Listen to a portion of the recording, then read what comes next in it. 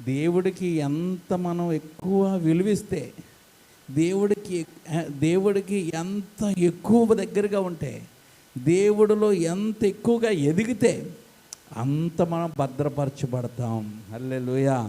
నీ ద్వారా నీ పక్కన వాళ్ళకి, నీ ఊరికి, నీ గ్రామానికి, నీ రాష్ట్రానికి, నీ దేశానికి కూడా నువ్వు ప్రయోజకుడు అవుతావు.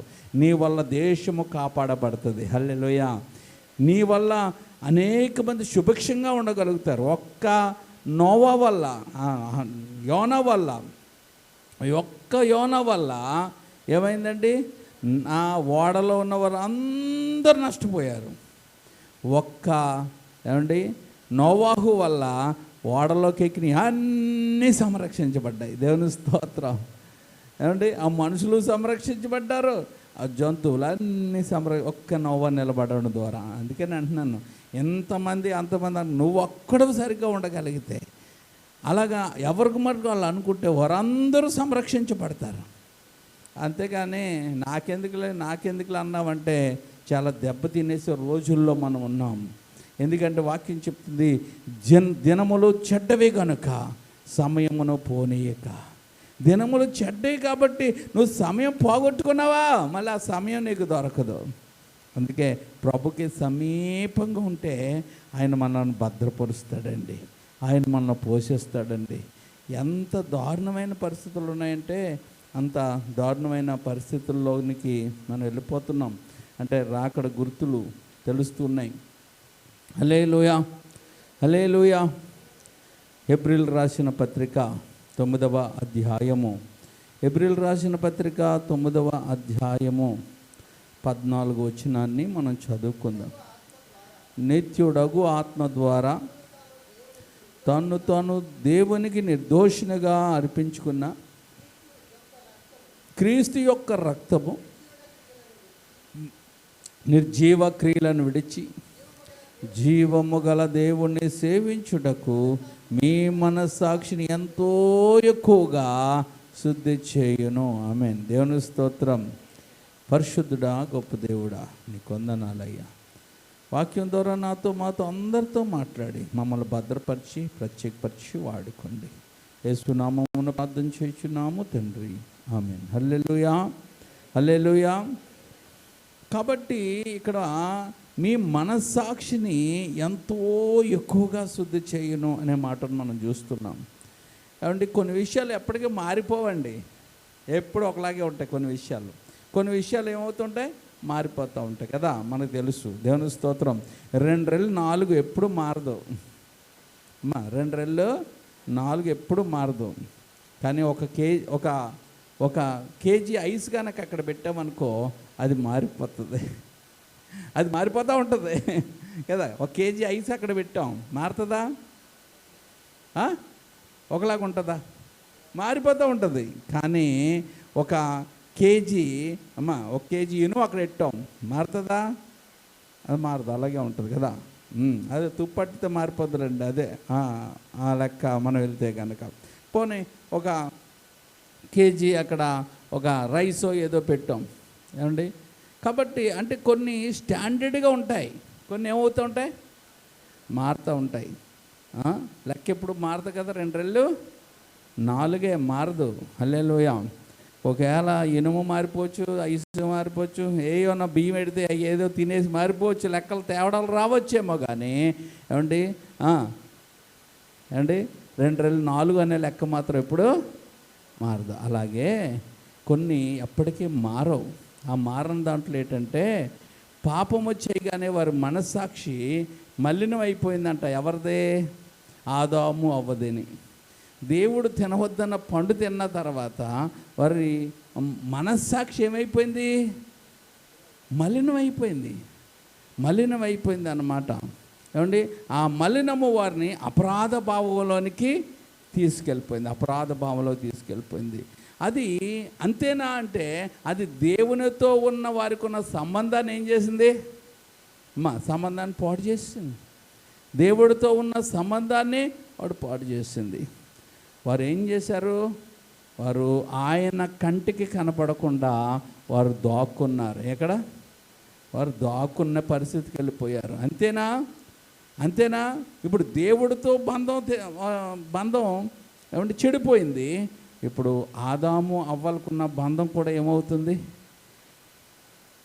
అది ఏమవుతుందంటే అది చెడింది. ఎలా చెడిందంటే వారిలోకి ఏమొచ్చిందంటే సిగ్గొచ్చింది. ఇప్పుడు ఒకరినొకరు చూసి ఏం చేసుకుంటున్నారు? ఒకరినొకరు చూసి కప్పుకుంటున్నారు, సిగ్గుపడిపోతున్నారు. ఏమండి? అందుకే ఒకరికి ఒకరు ఏం చేస్తారంటే దాక్కుంటున్నారు. అంటే వారిని ఎందులోకి వెళ్ళిపోయారు వారు అంటే సిగ్గుపడేటట్టుగా మార్చేసింది. అంతేకాదు ఒకరినొకరు నిందించుకుంటున్నారు. నువ్వు ఇచ్చిన స్త్రీ, నువ్వు ఇచ్చిన అని ఒకరినొకరు ఏం చేసుకుంటున్నారు? నిందించుకుంటున్నారు, నిందలు వేసుకుంటున్నారు. ఇంకా మనం చూసుకున్నట్లయితే వారి మధ్యలో అనగా ఆదాము అవ్వల మధ్యలో సమాధానం చెడిపోయింది. అందుకే సమాధానం చెడిపోయింది కాబట్టి ఏం వేసుకుంటున్నారు? నిందలు వేసుకుంటున్నారు. సమాధానం బాగుంటే నిందలు వేసుకోరు. అందుకే ప్రభు కూడా మీరు అన్నాడు, మీరు సమాధానము కలిగి ఉండండి అంటే మనం ఒకరినొకరు ఏలిపెట్టి చూపించుకుంటున్నామంటే మనలో ఏదో ఏముంది? ఆదాము అవ్వలో ఉన్న అసమాధానమే మనలో ఉన్నది అన్నట్టు తెలుస్తుంది. అందుకే వారు ఏమయ్యారంటే సిగ్గుపడుతున్నారు. ఏం పడుతున్నారండి? సమాధానం లేదు వాళ్ళలో. ఒకరిని చూసి ఒకరు ఏమవుతున్నారు? సిగ్గుపడ. అందుకే యేసు ప్రభు నందు ఉన్న వారిని ఎవరు సిగ్గుపడేవారుగా ఉంచాడు దేవుడు. హల్లెలూయా. తలెత్తుకునేవారుగా ఉంచుతాడు కానీ తల దించుకునేవారుగా ప్రభు ఉంచడు అనమాట. కానీ ఆదాము అవ్వలు ఏం పడుతున్నారు? తల దించుకున్నారు, సిగ్గుపడతా ఉన్నారు అనేది మనము ఆ గ్రంథంలో చూస్తాం, మనకు తెలుసు. హల్లెలూయా, హల్లెలూయా. ఆ మనస్సాక్షి పాడైపోయిన ఆ సమస్య అలాగే వస్తుంటే దేవుడు ఏం చేశాడంటే, అబ్బాయి మీ మనస్సాక్షి పాడైపోయింది కనుక మీరేం చేయాలంటే బలులు అర్పించండి అన్నాడు. ఏమన్నాడు? మీరు చేసిన తప్పులకై మీరు బలి అర్పించాలి, అర్పణ చేయాలి అన్నప్పుడు, బలి అర్పణ చేయాలి అన్నప్పుడు ఏప్రిల్ రాసిన పత్రిక 9వ అధ్యాయము 9 నుండి 10 వచనాల్లో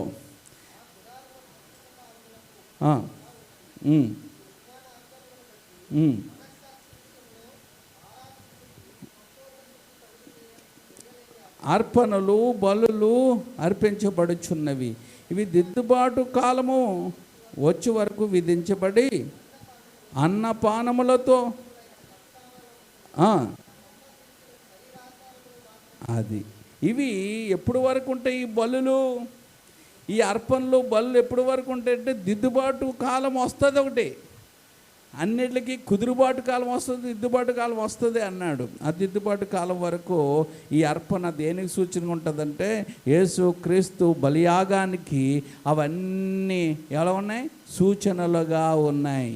హల్లెలూయా. కాబట్టి వారు ఏదైనా తప్పు చేశారనుకో ఆ గువ్వనో, ఆ కోడినో, ఆ మేకనో, ఆ గొర్రెను తీసుకెళ్ళి అర్పించి నేను ఈ పాపంలో నుండి నేనేమయ్యాను? విడుదల అయ్యాను అని వాళ్ళు అనుకునేవారు. కానీ మళ్ళీ వాళ్ళకి ఏమొచ్చేది? అపరాధ భావం మళ్ళీ వస్తూ ఉండదు, మళ్ళీ అలాగే చేస్తూ ఉండేవారు అనమాట. కానీ ఆ అపరాధ భావం సంపూర్ణంగా వారిలో పోయిందా? పోలేదు, దానివల్ల అవ్వలేదు. అందుకే మనం చూసుకున్నట్లయితే యెషయా గ్రంథం 53వ అధ్యాయంలో 5వ వచనంలో రాయబడుతుంది, ఆయన ఏమంటే మన అపరాధములను మన దోషములను ఆయన మనయే ఆయన మీద వేసుకున్నాడు. చూడండి, నా అతిక్రమ క్రియలు బట్టి అతడు గాయపరచబడ్డాడు. మన అనుకుంటా కంటే నా అనుకుంటే బాగా అర్థమవుతుంది. నా దోషములు బట్టి నా పడెను. ఆమేన్. అతడు పొందిన ఏమంటే గాయములు బట్టి మనకి ఏం కలుగుతుందట? స్వస్థత కలుగుతూ ఉంది. హల్లెలూయా, హల్లెలూయా. కాబట్టి ఆ బలి అర్పణ కోసం ఎదురు చూచారనమాట. అందుకే కీర్తనలో 51వ అధ్యాయంలో కూడా ఏమండి 51వ అధ్యాయంలో రాయబడినట్టు పశ్చాత్తాపం. ఈరోజు చాలామంది చర్చికి వస్తారు, తప్పులను పొరపాట్లను దేవుడితో కలవాలనుకుంటారు, కానీ వాళ్ళలో కనిపించకపోవడం ఏంటో తెలుసా? పశ్చాత్తాపం కనపడదు. నీకు పశ్చాత్తాపం కనపడాలా, ఒప్పుకోవాలా. ఒప్పుకున్నది ఇదిగో ఇందాక పాస్టర్ గారు ఎలాగన్నారు, కొంచెం ముఖం మార్చుకున్నట్టు అయిందా?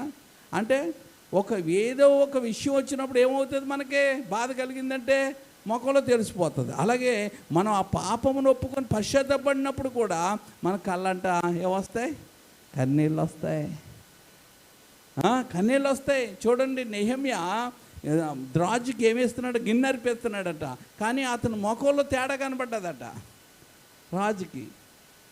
ఎప్పుడు నువ్వు చాలా కలగా ఉంటుంది, నీ ముఖం చాలా సంతోషంగా ఉంటావు, ఎందుకు ఈరోజు ఇలాగ ఉన్నావు అని అడిగాడా లేదా? తెలిసిపోతుంది. దేవుని స్తోత్రం. ఇందులో సంతోషం ఉంటే ముఖంలో కనపడుతుంది, ఇందులో దుఃఖం ఉన్న ముఖంలో కనపడుతుంది. మనం ఎంత దాతున్నామన్నా కూడా అది ఏదో పక్క నుంచి ఏమంటే కనపడతా ఉంటుంది కదా. దేవుని స్తోత్రం. కోపం వచ్చినా అలా కనపడతా ఉంటుంది, సంతోషం వచ్చినా అలా కనపడతా ఉంటుంది. ఎందుకంటే ముఖం మీద చూపిస్తుంది అన్నమాట. ఏమండి, అందుకే కొంతమంది నిజంగా నవ్వుతున్నారా, ఎగతాళిగా నవ్వుతున్నారో కూడా తెలుస్తుంది. నిజమైన నవ్వు బాగుంటుంది. ఏమంటే కొంతమంది ఎలా కోలంగా నవ్వుతారు, ఆ నవ్వు కూడా తెలిసిపోతూ ఉంటుంది. ఏమా బాగా నవ్వుతుంది కదంటే, ఊరుకోండి, నన్ను ఎగతాళి చేసేటట్టుగా, మమ్మల్ని కించపరిచేటట్టుగా, మమ్మల్ని ఏనపరిచేటట్టుగా నవ్వుతున్నారు వాళ్ళు అని చెప్పేస్తారు. మనకు తెలియలేదు అది, అలాగే తెలిసిపోతుంది కదా. ఎందుకంటే మనం గమనించలేదు ముఖాన్ని, వాళ్ళు గమనిస్తూ ఉంటారు. హల్లెలూయా, హల్లెలూయా. కాబట్టి ఇక్కడ మన దావీదు గారు కూడా తప్పు చేసినప్పుడు అపరాధమైన ఆ బాధ, ఆ నింద అతను గ్రహించినప్పుడు వెంటనే దేవుడి దగ్గరికి వెళ్ళి ఏమంటాడు తెలుసా? 2వ వచనంలో, అది నా దోషములను పోగునట్లు బాగుడు. 1వ వచనం అంటాడు, దేవా నీ కృప చొప్పున నన్ను, నీ వాత్సల్య బాహుల్యం చొప్పున అన్ని తుడిచేయా అని. అంటే 2వ వచనం, నా దోషములు పోగునట్లు నన్ను బాగా కడుగుము, నా పాపములు పోగునట్లు నన్ను. అంటే తన పాపముల విషయమై తను ఏం చేస్తున్నాడు? పశ్చాత్తాపడుతూ ఉన్నాడు. ఏమండి, నేను ఏం చేశానయ్యా, నాకు తెలుసు కనుక నీ దగ్గర ఒప్పుకుంటున్నానయ్యా అని అతడు పశ్చాత్తాపడుతూ, ఏమండి 7వ వచనం అంటాడు, నేను పవిత్రుడగునట్లుగా హిస్సోపుతో నా పాపం పరిహరించము, హిమమ్మ కంటే నేను తెల్లగానున్నట్లు నీవు నన్ను కడుగుము అని తన పాపమును అంతటిని కూడా ఏమంటే దేవుడి దగ్గర పశ్చాత్తాప హృదయంతో ఒప్పుకున్నప్పుడు దేవుడు దావీదును కనికరించాడు. హల్లెలూయా, క్షమించాడు. హల్లెలూయా. అందుకే దావీదు ఏమండి చక్కటి పరిపాలన చేశాడు. సౌలు ఆ రీతిగా చేయలేదు, తను సమర్థించుకుంటున్నాడు. ఏం చేసుకుంటున్నాడు? కొంతమంది డిఫెండ్ చేసుకుంటూ ఉంటారు, ఒప్పుకోరు ఏమండి. కాబట్టి సమర్థించుకున్నాడు కనుక సౌలు కుటుంబం అంతా కూడా నాశనానికి అప్పగించబడ్డది. కానీ దావీదు సింహాసనం తరతరములు ఉంటుందని వాగ్దానములోనికి వెళ్ళింది. అందుకే దావీదు తమ పితరుడైన దావీదు నడిచినట్టు అనే మాటలు మనం చూస్తాం. దావీదు ఏమంటే దేవునికి ఇష్టకరంగా ఉండడానికి దావీదు తప్పులేమీ చేయలేనోడు కాదు అన్నది కాదు అక్కడ. కానీ దావీదు తప్పు చేస్తే తప్పులో ఉండడు, పశ్చాత్తాపంలోకి వెళ్ళి దిద్దుకునే అలవాటు ఉంది దావీదుకి, సరి చేసుకునే అలవాటు ఉంది, క్షమాపణ కోరిక అన్న అలవాటు ఉంది. అందుకే దావీదు అంటే దేవునికి ఏంటి చెప్పండి? ఇష్టం. హల్లెలూయా, హల్లెలూయా.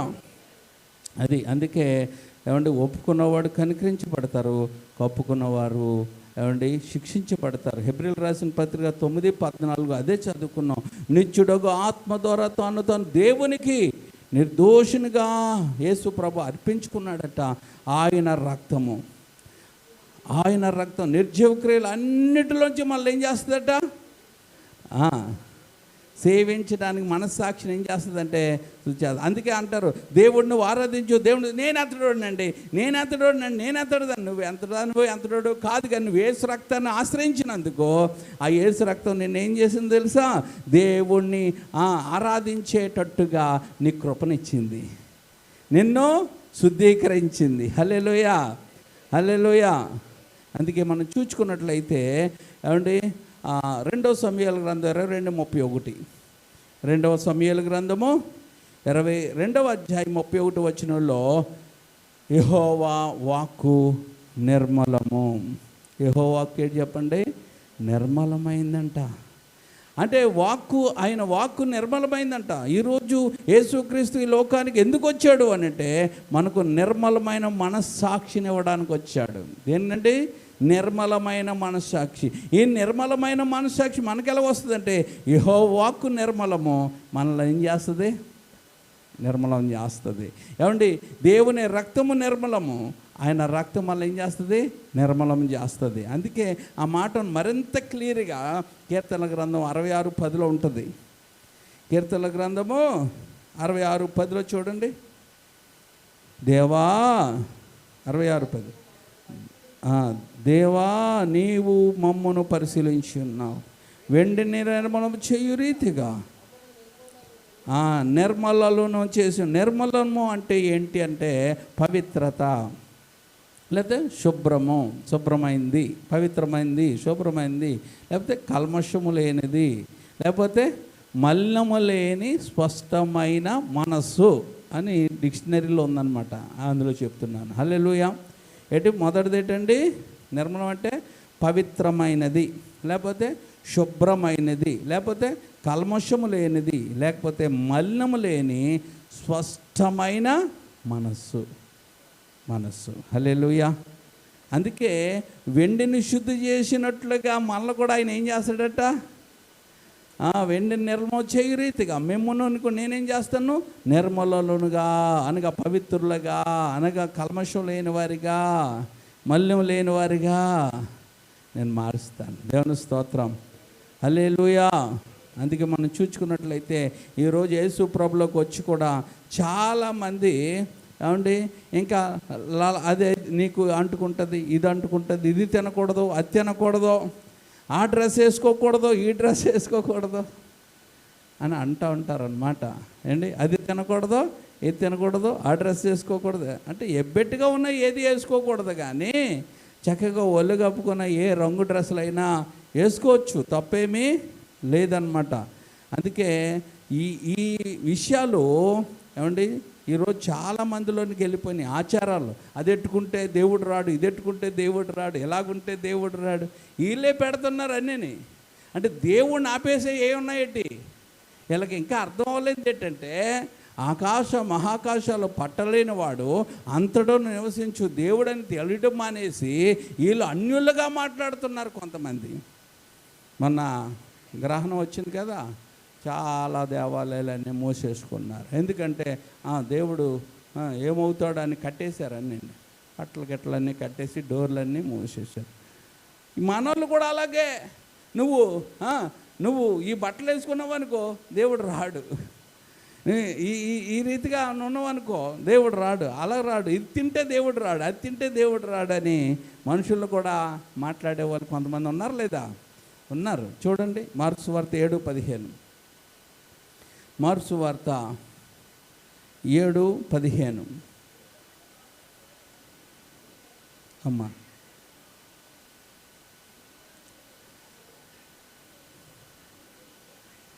అమ్మా 7:15 తల్లి.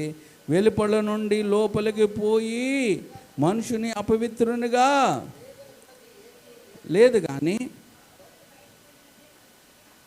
అంటే లోనికి వెళ్ళేది కొన్ని పాత నిబంధన గ్రంథం ప్రకారం తినకూడదు. ఏం తినకూడదు తెలుసా? పంది మాంసం తినకూడదు, కొంగ తినకూడదు, కొంగలు ఉన్నాయి కదా, కొంగలు తినకూడదు, పులుసు లేని చేపలు అంటే సొర్ర చేపలు, కొన్ని సాపుగా ఉంటాయి, తావిడాలు, ఇలా కొన్ని ఉంటాయి కదా, పులుసు లేకుండా ఉంటాయి కదా, అవి తినకూడదు. ఇప్పటికి కూడా యూదులు తినరు అవి. పంది తినకూడదు, ఆ తర్వాత తాబేలు తినకూడదు, ఇంకా ఇలాగ తినలేని లిస్టు చాలా ఉన్నాయి యూదులకి. అయితే మరి అన్యజనాల్లోకి వచ్చిన మనము మరి ఏమి తినాలి, ఏం తినకూడదు అది మనకు కూడా ఉంటుంది కదా. అయితే అన్య జనాంగాల్లోంచి వచ్చిన మనము ఏమి తినకూడదు అంటే గొంతు నులిపి చంపినవి ఏవి తినకూడదు, చచ్చినవి ఏవి తినకూడదు, రక్తం ఒలికించలేని ఏవి తినకూడదు అన్నమాట. రెండోది రక్తం తినకూడదు, రక్తము తినకూడదు. విగ్రహ సంబంధం దగ్గర ఏవి పెట్టినవి అవి తినకూడదు. మరి ఏం తినకూడదు? విగ్రహాలకు అర్పించినవి తినకూడదు. ఏమండి? జారత్వము చేయకూడదు. ఈ 4 ఇంకేమి లేవు మనకి. నువ్వేమన్నా తినాలనుకుంటే హ్యాపీగా తిను. సొర్ర పిడిపి తింటావా? హ్యాపీగా తిను అమ్మా. ఇంకేముంటాయి? ఆ సావిడలు తింటావా? చక్కగా తిను. ఇంకా చాలా ఉన్నాయి పొలుసులేని చేపలు, అన్నీ తినచ్చు. కొంతమంది అడవి పంది మాంసం తినటం నాకు ఇష్టం అండి. తినండి, ఏం పర్వాలేదు, తిను. నిన్నెవరు కాదనేది ఏమీ లేదు. బైబిల్ నీకు అంటే పాత నిబంధన వాక్యం చూపించి ఇదండి అంటే కాదు. ఎందుకంటే ప్రభు చెప్పారు. ఏమని చెప్పారు? మార్కు సువార్త 7వ అధ్యాయము 15వ వచనంలో, వెలుపల నుండి లోపలికి పోయి మనుషుని అపవిత్రగా చేయగలిగింది ఏదీ లేదు. అంటే కొత్త నిబంధనలో దేవుడు దాన్ని కొట్టిపాడేశాడు. పాత నిబంధనలు ఉంటే ఉండొచ్చు, కానీ కొత్త నిబంధనలు ఏది లేదంటున్నాడంటే ఏంటి?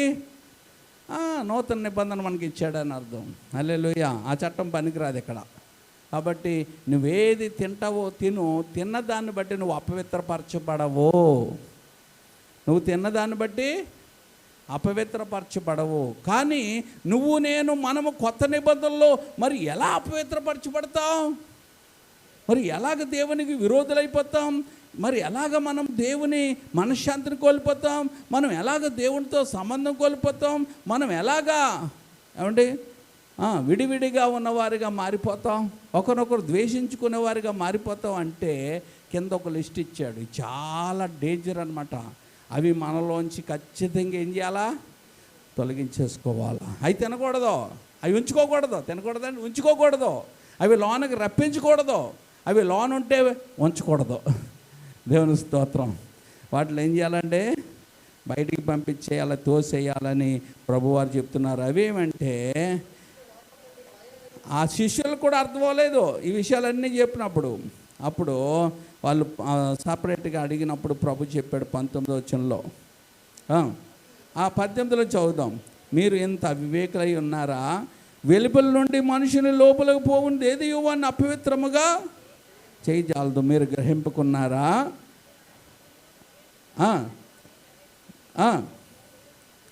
అంటే నువ్వు తిన్నదంతా ఎక్కడికి పోద్ది? పోద్ది. నువ్వు తిన్నది ఎంత కూడా బహిర్భంలోకి వెళ్ళిపోతుంది. అందుకని ఏమండి మరి కొంతమంది నమ్ముకున్నారండి, బ్రాహ్మిన్స్, మరి చౌదరీస్, లేకపోతే వైశ్యస్, మరి వాళ్ళు తినరు కాదండి అంటే తినకపోతే మానేయండి, పర్వాలేదు. తినమని బైబిల్ ఏం చెప్పట్లేదు. కానీ ఏది తిన్నా నిన్ను అది తిన్నది ఏది అపవిత్రమో పరచదు అని మాత్రం బైబిల్ చెప్తుంది. తినకపోవడం అది నీ ఇష్టం, అది నీ ఇష్టం. అందుకే 21లో ఉంటుంది, లోపల ఉన్నాయి. అది డేంజర్ మనకి. ఆ లోపల నుండి అనగా మనుషుని హృదయంలో ఉండి ఒకటి దురాలోచనలు. వాళ్ళని ఎలా పాడు చేద్దాం, వీళ్ళని ఎలా పాడు చేద్దాం, వాళ్ళది ఎలా దుబ్బేద్దాం, వీళ్ళు ఎలా దుబ్బేద్దాం, వాళ్ళకి ఎలా దెబ్బ కొడదాం, వీళ్ళకి ఎలా దెబ్బ కొడదాం, వాళ్ళు ఎలాగ అవమానపరుద్దాం, వీళ్ళని ఎవరిని అవమానపరుద్దాం, వాళ్ళని ఎవరిని చులకనగా చేద్దాం, ఎవరి విషయంలో అన్యాయం చేద్దాం. ఇలాంటి లోన బోల్డ్ ఏ ఆలోచనలు ఉంటాయి? వారి మీద నిందలు ఎలా మోపుదాం, వారిని ఎలాగా మనము హీనపరుద్దాం, ఎట్టకారం హేళకోలం చేద్దాం. అయ్యే కదా కాలేజీల్లో ర్యాగింగ్లని చచ్చిపోతున్నారు. చదువుకున్నవాడు వెళ్ళినట్టు చదువుకున్నట్టు ఉండాలి. లాడ్ని ఏడిని ఎట్టకారం చేయటం, హేళన చేయటం, లేకపోతే ఆడిని ఎలా పరిగెట్టమంటావు? నీకు ఎవడిచ్చాడు హక్కు? మనిషిని ప్రేమించాలి. ఆడొక నీ తమ్ముడు, ఆడు నీకు జూనియర్ అయితే నీకు తమ్ముడిలా చూడాలి ఆడిని. కానీ ఈడు ఎలా చూస్తాడు? ఈడు ఎలా చూస్తాడు? ఆడొక బోఫ్యూన్లా చేయాలని ఈడు అనుకుంటాడు. ఇలాంటివి చేసినప్పుడు కొంతమంది తట్టుకోలేని పిల్లలు చచ్చిపోవడం అనేది కూడా మనం చూస్తున్నాం. అట్లనే ర్యాగింగ్ భూతం అంటే అది ఏంటట? దెయ్యం అంట. అది దెయ్యం అంటది. మరి దెయ్యం పనులు మీరు చేస్తే ఎలాగయ్యా? అందుకే ఆ దెయ్యం ఎలాగొచ్చింది? ఆ దెయ్యం ఎలాగుంది? లోనే ఉంది దెయ్యం. ఆ దెయ్యం ఆ దెయ్యాన్ని నీలో నుండి ఏం చేయాలా? దురాలోచనలు అనే దెయ్యం, దాన్ని బయటికి పంపించేయాలి. లేకపోతే నీకు సమాధానం, శాంతి ఉండదు. తర్వాత జారత్వములు కూడా లోన్ నుంచి వస్తాయి. భర్త ఉంటాడు, భర్త నచ్చడు, భార్య ఉంటుంది, భార్య నచ్చదు. రోడ్డు మీద వెళ్తారు, ఎంత బాగుందో, ఎంత బాగున్నాడు, ఏంటి బాగున్నాడు ఏంటి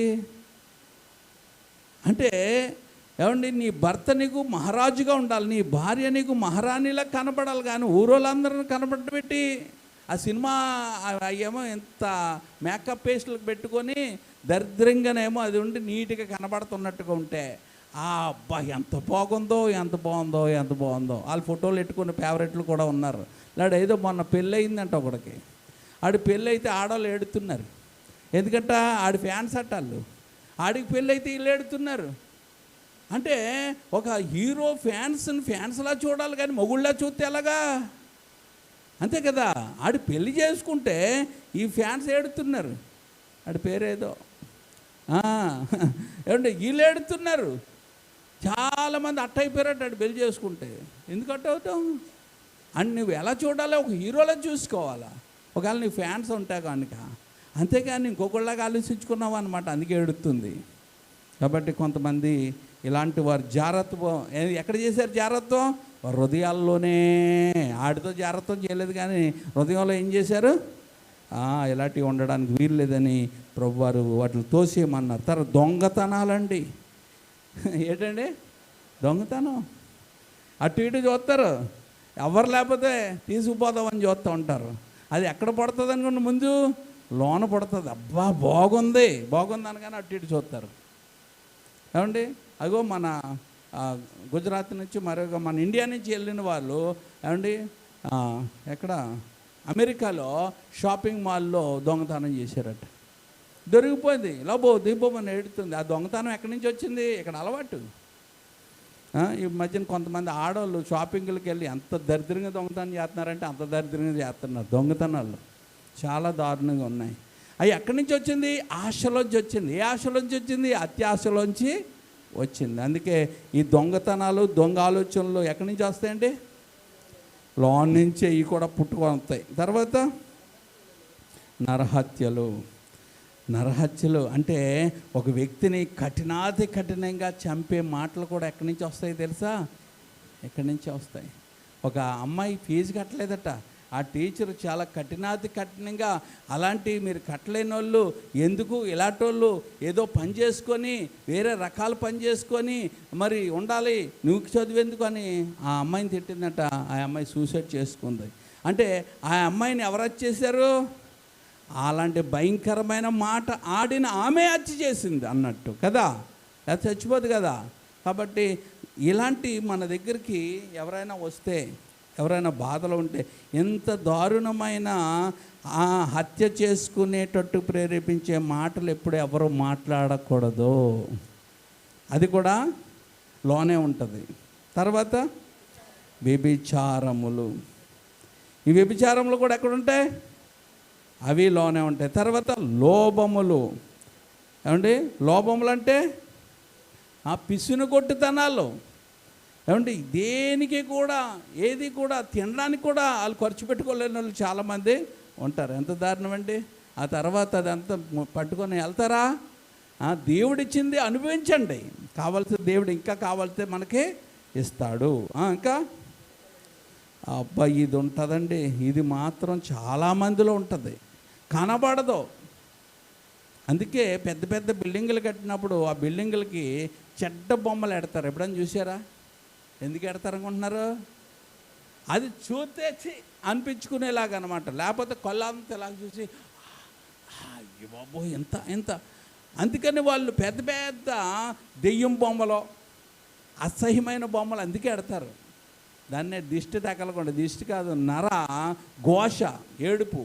ఈరోజు చాలామంది బాగుపడ్డారంటే చూసి ఆనందించే వాళ్ళకంటే ఏడ్చే వాళ్ళు ఎక్కువైపోయారు. ఆ ఏడ్చిన వాళ్ళు ఏడ్చినట్టు ఉంటారా? నీకోసం ఇంకో దగ్గర చెడ్డగా చెప్తూ ఉంటారు, కథలు అల్లుతూ ఉంటారు. లేని వాటిని ఏమండి వారు కల్పిస్తారన్నమాట. దాన్ని ఏమంటారు? చెడుతనములు. ఏ తనములండి? చెడుతనాలు, చెడు పనులు, చెడ్డ మాటలు. ఏమంటే ఆ ఇంటికి వెళ్ళి ఏం చేస్తూ ఉంటారు? గొడవలు పెడతా ఉంటారు. ఇంట్లో ఉన్న వాళ్ళు కూడా బయటికి లాగల. తర్వాత కృత్రిమమును అంటే కృత్రిమ అంటే లేని వాటిని అన్నిటినీ క్రియేట్ చేస్తారనమాట. లేని పనులు, లేని కార్యాలు, లేని అన్నిటిని కూడా ఏం చేస్తారో కల్పించినవి. కృత్రిమం అంటే ఏంటండి? కల్పించిన మాటలు కల్పిస్తారు, పనులు కల్పిస్తారు. తర్వాత కామవికారం. ఈ కామవికారం అనే మాటకు ఒక మాటలు ఏంటంటే డబల్ మీనింగ్ మాటలు ఎక్కువ మాట్లాడుతూ ఉంటారు వీళ్ళు. ఈ డబల్ మీనింగ్లు మాట్లాడకూడదు, నీకు తెలుసు ఏది మాట్లాడాలో కదా. కొంతమంది కామవికారమైన మాటలు, జబర్దస్త్ మాటలు అనమాట. జబర్దస్త్ మాటలు మాట్లాడకూడదు మనుషుల దగ్గర. ప్రేమగా మాట్లాడాలా. ఎలా మాట్లాడాలా? ప్రేమగా మాట్లాడాలి, మర్యాదగా మాట్లాడాలి, క్రమముగా మాట్లాడాలి, మెచ్చుకునేటట్టుగా, అభినందించేటట్టుగా మాట్లాడాలి. ఇదిగోండి నాకు జాబ్ వచ్చింది అని ఎవరు వచ్చారు, బోర్డు జాబు, ఆ జాబ్ ఎంత, మా వాళ్ళు ఇంకా గొప్ప జాబులో ఉన్నారు. అందుకని చెప్పారు జాబ్ వచ్చిందని సంతోషపరచుకున్నప్పుడు గాడ్ బ్లెస్ యూ బాబు, జాబ్ వచ్చిందా, ఇంకా మంచి జాబులు నీకు ఇస్తాడు అనాలి. కానీ నీ ఇంట్లో ఊసులు ఎవడ చెప్పమన్నాడు అంటే ఓర్చుకోలేని తన వెంటనే వచ్చేస్తూ ఉంటుంది కొంతమందికి. అటువంటి తత్వాలు ఉంటే వారు దీవించబడరు. ఇంకేముంటాయి అమ్మా? మత్సరము. అక్కడ ఏమంటాడు? 3 మత్సరం అనే దగ్గర ఏముందండి? చెడ్డ కళ్ళు. ఇదే ఎందాక చెప్పుకున్నది, చెడ్డ కళ్ళు. కొంతమంది భోజనం తింటున్నప్పుడు ఇలా చూస్తారు అండి, అంత తిని ఎందుకు? నువ్వు పెట్టకపో, తింటున్న వాడిని చూసి ఆనందించు. దేవుని స్తోత్రం. తినలేని నువ్వు ఉన్నావు కదా, నేను తినలేకపోయాను కానీ నా కొడుకు తింటున్నాడు, నా వాళ్ళు తింటున్నారు, నా స్నేహితులు తింటున్నారు, నా బంధువులు తింటున్నారు, లేకపోతే నా మందిరానికి వచ్చిన వాళ్ళు తింటున్నారని తిన్న వాళ్ళు చూసి ఏం చేయి? ఆనందపడు, ఇంకొంచెం పెట్టుదామని అన్నట్టు. నువ్వు తినలేని దానివి తినలేనట్టుగా ఉండాలి. కానీ కొంతమంది తినరు, వాళ్ళు చూసి తిన్న వాటిలో అందరికీ ఏం చేస్తూ ఉంటారు? అది తప్పు, అలా చెప్పకూడదు. దేవుని స్తోత్రం. అందుకే మా అమ్మమ్మ కానీ మా ఇంట్లో వాళ్ళు కానీ మా వాళ్ళకి భోజనం పెట్టినప్పుడు ఏం చేశారు? తలుపు వెనకాల పెట్టేవారు. మా మాయకి తలుపు వెనకాల పెడితే మాయ ఎక్కడున్నావంటే తలుపు వెనకాల ఉండి తినేవాడు. ఏంటి ఎలా తింటున్నాడు అనుకునేవాడిని. ఆ తర్వాత నాకు తెలిసి దిష్టి ఆలకుండా తింటున్నాడట. అక్కడ చెమటలు కక్కి వచ్చేవాడు అనమాట. అంటే ఎందుకు అంటే కొంతమంది తిన్నవాళ్ళు చూసి ఏం చేసేలేరు? ఓర్చుకోలేరు. అవి చెడ్డ కళ్ళు అనమాట. అందుకే మన కళ్ళు కూడా ఏమవ్వాలా? మార్పు చెందాలి. దేవుని స్తోత్రం. అంటే మంచిని చూసి ఆనందించే కళ్ళు, మేలు జరిగితే ఆనందించే కళ్ళు, ఎవరైనా ఇల్లు కట్టుకుంటే ఆనందించే కళ్ళు, ఎవరైనా కారు కొనుక్కుంటే ఆనందించే కళ్ళు, ఎవరైనా మంచి బట్టలు కట్టుకుంటే ఆనందించే కళ్ళుగా మనం ఉండాలి. కానీ నిప్పులు పోసుకునే కళ్ళులాగా మన కళ్ళు ఉండకూడదు. దేవుని స్తోత్రం. ఇంకా అదిగో దేవుడు ఇస్తే ఒకలాగా, దేవుడు అయిపోతే ఏమి ఇచ్చేసాడంటే, ఏం చేశాడంటే అన్ని ఇష్టం వచ్చినట్లు దేవుడి వాక్యానికి, దేవుడి మందిరానికి, దేవుడి బిడ్డల విషయంలో నువ్వు మాట్లాడకూడదు. అది దేవదోషణ అవుతుంది. దాన్ని కూడా లోనే ఉంటుంది, అది కూడా తీసేసుకోవాలి. తర్వాత అహంభావం, గర్వం. నాకు బలం ఉంది, నాకు శక్తి ఉంది, నాకు అది ఉంది, నాకు ఇది ఉంది, నీకు అన్ని టాలెంట్లు ఉన్నాయి అనే అహంభావం ఎవరికీ పనికిరాదు. ఇంకా ఏమండి చదవండి. ఇంకా అవివేకము, అజ్ఞానం. ఈ అజ్ఞానంతో ఉన్న భక్తిని తీసేసుకోవాలి. ఇవన్నీ చెడ్డవి. ఇవన్నీ ఎక్కడి నుంచి వస్తాయి? ఇవి నిన్ను అపవిత్రపరుస్తాయి. ఇవి నీకు దీవెనకి రాకుండా, ఇది నీకు ఆరోగ్యంకి రాకుండా ఆపు చేస్తాయి. అంతేకాని నువ్వు తిన్నది నిన్ను అపవిత్రపరచదని ప్రభువారు డిక్లరేషన్ చేశారు. దేవుని స్తోత్రం. హల్లెలూయా. ఇవి ఉండడం వల్ల నీ మనస్సాక్షి, నీ భక్తి, నీ ఆత్మీయ జీవితం అంతా పాడైపోతుంది. కాబట్టి వీటిని నువ్వు ఏం చేయాలా? విసర్జించాలి, విడిచిపెట్టాలి. 23 అంటాడు, ఈ చెడ్డవన్నీయో లోపల నుండి బయలు వెళ్ళి మనుషుని అపవిత్రపరచునని ఆయన చెప్పాడు. దేవుని స్తోత్రం. హల్లెలూయా. కానీ ఇవన్నీ విడిచిపెట్టి ప్రభు వైపు నువ్వు తిరగలిగితే యేసు రక్తము నిర్జీవ క్రియలను విడిచి జీవం గల దేవుని ఇవన్నీ విడిచి జీవం కలిగిన దేవుణ్ణి సేవించడానికి మన మనస్సాక్షిని ఏం చేస్తుంది? ఎంతో ఎక్కువగా శుద్ధి చేస్తుందని వాక్యం చెప్తుంది. అందుకే యేసుక్రీస్తు ప్రభువారు ఈ లోకానికి మరణించడానికి ఎందుకు వచ్చాడంటే మన మనస్సాక్షిని శుద్ధి చేయటానికి. ఏంటమ్మా?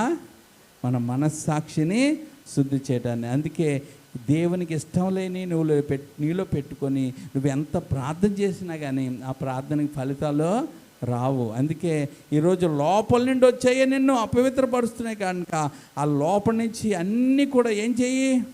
దేవుని సహాయంతో విసర్జించు. అందుకే ఈ రోజు నుంచి ఏమండి మంచి కోరిబిడ్డగా ఉండు.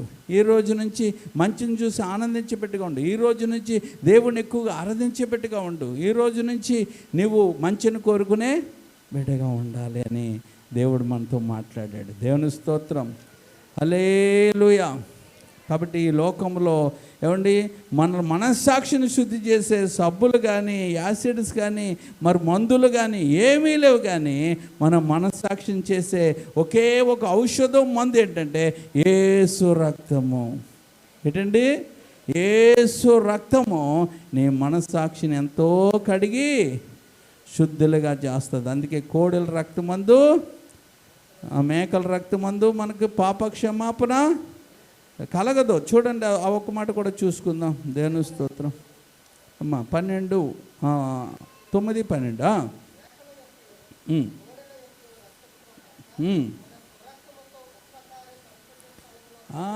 ఆ రక్తం మనసాక్షిని అలా ఉంచింది, సాదృశ్యంగా ఉండిపోయింది. కానీ ఈ రక్తము నిన్ను జీవం కలిగిన దేవుణ్ణి సేవించడానికి నిన్ను నీ మనసును ఎంతో ఎక్కువగా శుద్ధి చేయగలుగుతుందనే వాక్యము ఏమండి సత్యమైన వాక్యము, అది యథార్థమైన వాక్యము, అది నా జీవితాల్లో క్రియ చేయో వాక్యమై ఉన్నది. ఆమేన్. ప్రార్థన చేసుకుందాం. ప్రభువా, ఎంత గొప్ప దేవుడు నాయన. నీ వాక్యం మమ్మల్ని ఎంతో శుద్ధీకరిస్తుందయ్యా. ఈరోజు నీ వాక్యం ద్వారా మాతో మాట్లాడినందుకు వందనాలు. నీ సన్నిధికి వచ్చిన ప్రతి బిడ్డలను పేరున దీవించండి. ఇదిగో నాయన, మేము తిన్న ఆహార పదార్థాలు బట్టి మేము మలినం అవ్వం. కానీ ఇదిగో ప్రభువా, మా నుండి వచ్చే కొన్ని చెడ్డ వాటిని మేము విసర్జించుకోగలిగితే నిన్ను ఎక్కువగా మేము సేవించగలం, నీతో నడవగలం, నీ ఆశీర్వాదాలు పొందుకోగలం, నీ సాక్షులుగా ఉండగలం. అయ్యా మా లోపాలని పొరపాట్లు అన్నిటిని క్షమించి నీ రక్తంతో మమ్మల్ని బాగా కడిగి మమ్మల్ని ఆశీర్వదించి మమ్మల్ని నడిపించి వాడుకోమని వచ్చిన నీ పిల్లలను, వారి కుటుంబాలను, వారి జీవితాలను దీవించండి. ఈ 40 దినాల వాక్య ఫలితాలు నాయన నీ బిడ్డలందరూ పొందుకునే కృప దయచేయమని, ఆయుష్, ఆరోగ్యం, బలము, సమృద్ధితో మీరు నింపి వాడుకోమని, కుటుంబాలుగా రక్షించి వర్ధిల్లింప చేయమని, మా దేశం, రాష్ట్రాలు, జిల్లాలు, గ్రామాలు రక్షించండి. మా ఇరుగుపోరు వారు, మా బంధువులను, స్నేహితులను మీరు రక్షించండి. నీ సన్నిధిలో మేమందరము అయినా అయా నడుచుకుంటూ నీ సాక్షులుగా వాడబడే కృప మాకు అందరికీ దయచేయమని, ప్రార్థనలో ఏకీపించిన బిడ్డలను దీవించమని, అన్ని విషయాల్లో తోడుగా ఉండమని, నీ కృపకై నన్ను మమ్మల్ని అప్పగించుకుంటూ యేసయ్య నామములోనే స్తుతించి ప్రార్థించి అడిగి నమ్మి పొంది ఉన్నాము తండ్రి. ఆమేన్, ఆమేన్, ఆమేన్. యేసు రక్తమే జయం, శిలువ రక్తమే జయం. యేసు నామమునకు సంపూర్ణ విజయము కలుగునగాక. ఆమేన్, ఆమేన్, ఆమేన్. మన తండ్రి అయిన దేవుని ప్రేమ, కుమారుడైన యేసుక్రీస్తు కృప, పరిశుద్ధాత్మ అన్యోన్య సహవాస సన్నిధి ఇప్పుడు ఎల్లప్పుడూ సదాకాలం మనకున్న సకల పరిశుద్ధులందరికీ దేవుని హస్తం తోడై ఉండి దీవించి ఆశీర్వదించి నడిపించునుగాక. Amen, amen, amen. Hallelujah, hallelujah, hallelujah. God bless you all. దేవుడు మిమ్మల్ని అందరిని దీవించునుగాక. మరణతో షాలోమ్.